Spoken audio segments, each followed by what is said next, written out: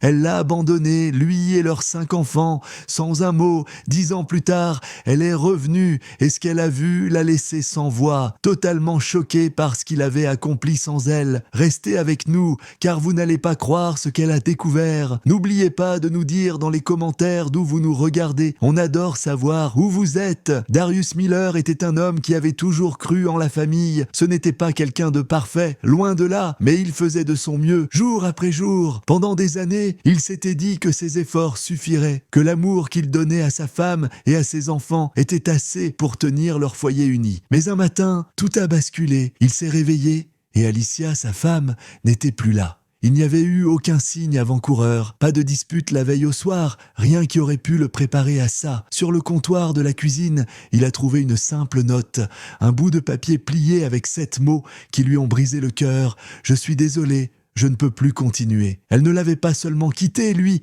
elle avait abandonné leurs 5 enfants. Mika, Jaden, Hila et les 2 plus petits, encore trop jeunes pour comprendre ce que le mot « abandon » signifiait. Le plus jeune portait encore des couches et l'autre venait tout juste de commencer l'école maternelle. Ce matin-là, le silence dans la maison était insupportable, presque douloureux. Les enfants, perdus, posèrent des questions auxquelles Darius n'avait pas de réponse. « Où est maman ? Est-ce qu'on a fait quelque chose de mal ? Est-ce qu'elle ne nous aime plus ?» Ils se sentaient complètement démunis face à leurs regards pleins d'incompréhension. Ne sachant pas quoi dire pour apaiser leur peine, il a inventé une histoire. Il leur a expliqué que leur maman avait besoin de temps pour elle, qu'elle les aimait toujours et qu'elle reviendrait bientôt. Il voulait les protéger, leur donner de l'espoir, mais au fond de lui, il n'en était pas sûr. Les jours ont passé, puis les semaines, et enfin les mois. Mais Alicia n'est jamais revenue. Elle avait disparu, laissant derrière elle un vide immense et une famille brisée. La vie de Darius est devenue un vrai chaos. Il travaillait à 2 endroits pour joindre les 2 bouts,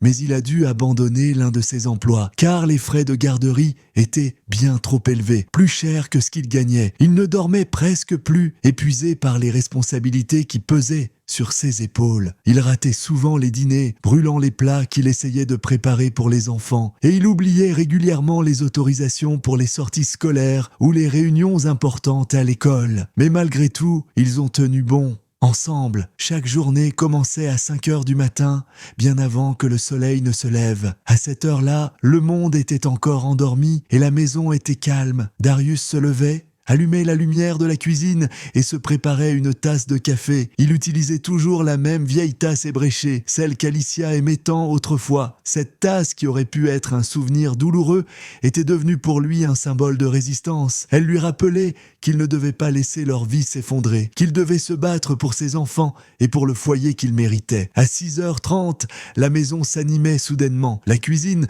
devenait un vrai champ de bataille. Il faisait cuire des crêpes sur la vieille poêle.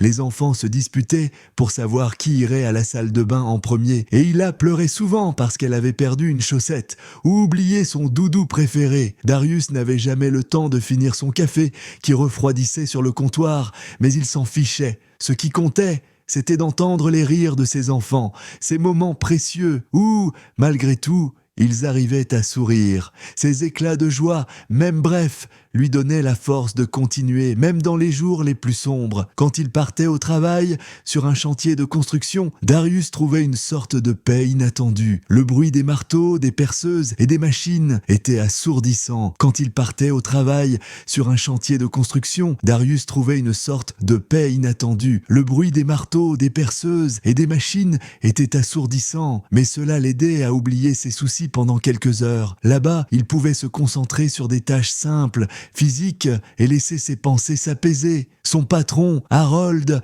un homme d'une 50aine d'années, avec une voix rauque et un sourire sincère, le regardait souvent avec une sorte d'admiration. « 5 enfants, Darius, et tu tiens encore le coup ?» disait-il en secouant la tête, impressionné. Darius répondait toujours par un sourire fatigué, mais il ne disait rien de plus. Personne sur le chantier ne savait qu'il lui arrivait de s'enfermer dans son vieux camion pendant la pause déjeuner, de baisser la tête sur le volant et de laisser couler ses larmes en silence. Il pleurait pour ses enfants, pour leur douleur, pour toutes les responsabilités qu'il portait seul et pour l'avenir incertain qui les attendait. Mais il ne laissait jamais personne voir cette fragilité. Il se relevait, essuyait ses yeux et retournait travailler, déterminé à ne pas craquer. À la maison, Micah, son aîné, est devenu son plus grand soutien. À seulement 12 ans à l'époque, Micah a dû grandir bien trop vite. Il a pris des responsabilités qu'aucun enfant de son âge n'aurait dû porter. Il aidait à préparer le dîner, même si cela signifiait souvent des pâtes trop cuites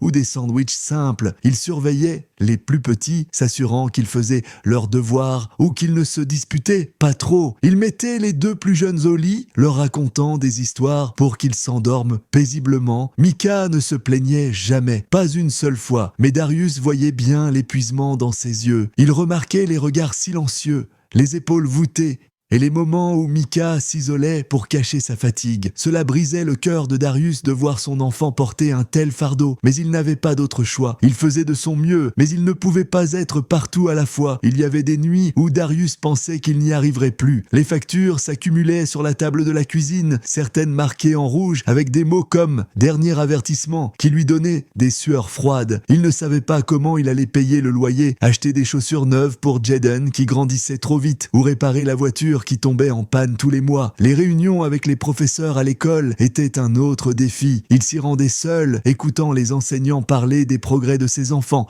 mais aussi de leurs difficultés. Ila qui pleurait souvent en classe, Jaden qui avait du mal à se concentrer. Darius hochait la tête, promettait de faire mieux, mais il repartait avec un poids encore plus lourd sur les épaules. Il se sentait seul, dépassé, et parfois, il avait juste envie de baisser les bras. Mais à chaque fois qu'il était sur le point de craquer, Ila, sa petite fille de 5 ans, venait vers lui. Elle passait ses petits bras autour de son cou, posait sa tête contre son torse et murmurait « Je t'aime, papa ». Ces mots simples, prononcé avec tant d'amour, était comme un baume sur ses blessures. Il lui donnait la force de se relever, de prendre une profonde inspiration et de continuer à se battre pour eux, jour après jour. Darius a fait des sacrifices que peu de gens pourraient imaginer. Il a manqué des mariages d'amis proches, des anniversaires de ses propres frères et sœurs, et même des opportunités professionnelles qui auraient pu changer sa vie. Pendant que ses collègues ou ses amis avançaient dans leur carrière, grimpèrent les échelons et construisaient des vies confortables, lui se concentrait sur une seule chose, construire un foyer pour ses enfants. Il n'avait pas le temps de penser à lui-même. Pendant que d'autres recevaient des promotions et achetaient de belles maisons, Darius passait ses journées à déposer ses enfants à l'école, à vérifier leurs devoirs, à soigner leur rhume et à leur lire des histoires avant de dormir. Il essuyait leurs larmes, calmait leurs peurs et leur donnait tout l'amour qu'il pouvait, même quand il se sentait vidé de toute énergie. Et puis, 10 ans après le départ d'Alicia, tout a changé. C'était un jeudi comme les autres, un soir où Darius était épuisé après une longue journée de travail. Il est rentré chez lui, a enlevé ses bottes pleine de poussière et s'est assis pour trier le courrier qui s'était accumulé sur la table. Il y avait les habituelles factures, des publicités inutiles et des lettres de l'école pour les enfants. Mais ce jour-là, une enveloppe a attiré son attention. Il n'y avait pas d'adresse de retour, mais l'écriture sur l'enveloppe lui était familière. C'était celle d'Alicia. Son cœur s'est arrêté de battre un instant. Il a senti une boule se former dans sa gorge et ses mains ont tremblé légèrement en tenant l'enveloppe. 10 ans, 10 longues années sans un modèle, 10 anniversaires, 10 Noël, 10 rentrées scolaires, tous ces moments précieux qu'elle avait manqués, qu'ils avaient vécus sans elle. Et maintenant, elle était là, ou du moins, sa lettre était là, devant lui, comme une intrusion dans la vie qu'il avait reconstruite avec tant de peine. Il n'a pas ouvert la lettre tout de suite, il l'a fixée pendant un long moment, perdu dans ses pensées, tandis que les enfants riaient et se chamaillaient dans la cuisine à côté. Ils étaient en train de partager une pizza, se disputant pour savoir qui aurait la dernière part. « Et toi ? Oui, toi qui viens de voyager dans le temps avec nous, avant de repartir dans le présent, ou le passé, on ne juge pas. Abonne-toi, c'est gratuit et ça évite les paradoxes temporels. Like cette vidéo, ça fait plaisir à notre machine à remonter le temps. Elle devient capricieuse sinon. Laisse un commentaire, une anecdote, une blague, une devinette, tant que ce n'est pas un spoiler de 3027. Allez, on se retrouve dans une autre époque. Merci d'avoir voyagé avec la capsule temporelle.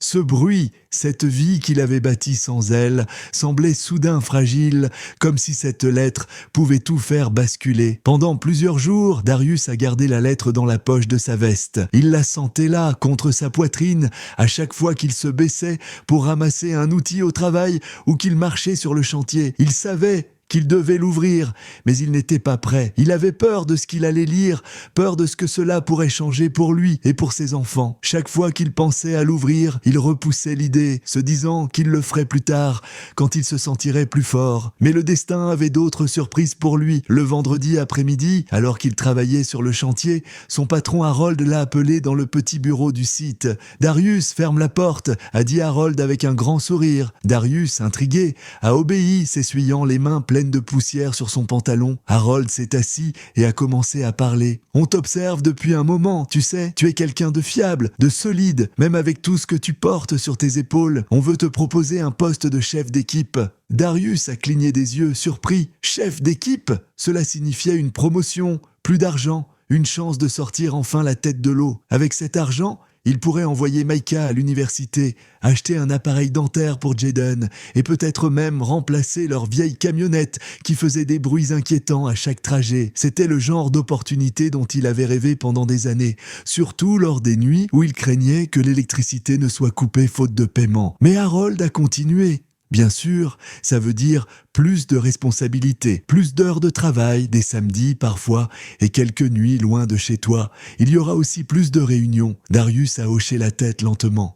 Il comprenait ce que cela signifiait. Moins de temps à la maison, moins de moments avec ses enfants, plus de dîners manqués, et encore plus de responsabilités pour Micah, qui devrait combler les absences de son père. Il n'a pas donné sa réponse tout de suite. Il avait besoin de réfléchir. Ce soir-là, après que les plus jeunes étaient allés se coucher, Darius s'est assis à la table de la cuisine avec Micah. La maison était calme, à part le bruit lointain de la télévision que Jaden avait oublié d'éteindre. « J'ai eu une proposition aujourd'hui », a commencé Darius, regardant Micah dans les yeux. « Une promotion, ils veulent que je sois chef d'équipe. » Les yeux de Micah se sont illuminés. « C'est génial, papa, non ?» a-t-il dit, un sourire se dessinant sur son visage. « Oui, c'est génial », a répondu Darius, « mais ça veut aussi dire que je serai moins à la maison. Je travaillerai plus longtemps et il y aura des jours où je ne serai pas là pour vous. » Micah a baissé les yeux un instant, réfléchissant. Puis il a relevé la tête et a souri, un sourire un peu forcé mais sincère. « On va y arriver, papa. Tu y arrives toujours. Et nous aussi. » Ces mots était plein de confiance, mais Darius pouvait voir l'inquiétude cachée dans les yeux de son fils. Micah avait déjà tellement donné pour cette famille, et maintenant, il allait devoir en faire encore plus. Cette pensée pesait lourd sur le cœur de Darius. Plus tard, quand tout le monde dormait, Darius s'est assis sur son lit, seul dans sa chambre. Il a sorti la lettre de sa poche et l'a regardée longuement. Il savait qu'il ne pouvait plus repousser ce moment. Avec une profonde inspiration, il a déchiré l'enveloppe et a commencé à lire. Les mots d'Alicia étaient comme un coup de poing. Elle expliquait qu'elle avait fait des erreurs, qu'elle s'était sentie dépassée à l'époque, incapable de gérer la pression d'être mère de 5 enfants. Elle disait que son départ n'était pas prévu, que c'était une sorte de panique qui l'avait poussée à fuir. Elle parlait de thérapie, de sa foi retrouvée et de tous les efforts qu'elle avait faits pour reconstruire sa vie. Et puis, elle écrivait: je veux voir les enfants, j'ai changé, je veux faire partie de leur vie à nouveau. Si tu peux me pardonner, j'espère qu'ils le pourront aussi. Darius a relu ces lignes plusieurs fois, ses mains serrant le papier si fort qu'il a failli le froisser. Lui pardonner, pardonner les anniversaires qu'elle avait manqués, les Noëls où les enfants regardaient la porte en espérant qu'elle reviendrait, pardonner les cauchemars d'Ila qui se réveillait en pleurant en appelant sa maman, pardonner les larmes que Micah cachait, refusant de montrer sa douleur, pardonner la honte de Jaden qui devait expliquer à ses camarades pourquoi sa mère n'était jamais là pour les spectacles scolaires. Alicia voulait une seconde chance, mais elle n'avait même pas pris la peine de demander ce que son absence avait coûté à ses enfants. À leur famille, Darius a plié la lettre et l'a posée sur sa table de nuit.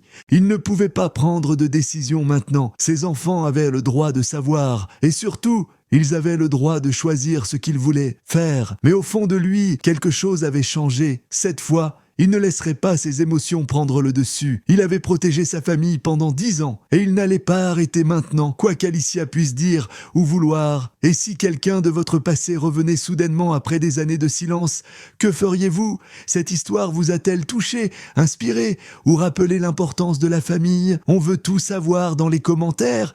Si vous avez aimé ce récit émouvant sur la force de l'amour et de la résilience, alors abonnez-vous à la capsule temporelle pour ne rater aucune de nos histoires. Cliquez sur le bouton j'aime pour nous soutenir et partagez cette vidéo avec vos amis. Ils vont adorer découvrir l'incroyable parcours de Darius et ses enfants. Ensemble, faisons grandir notre communauté de passionnés d'histoires vraies et inspirantes. Merci d'avoir regardé et on se retrouve très vite pour une nouvelle capsule temporelle qui vous transportera dans le temps et les émotions.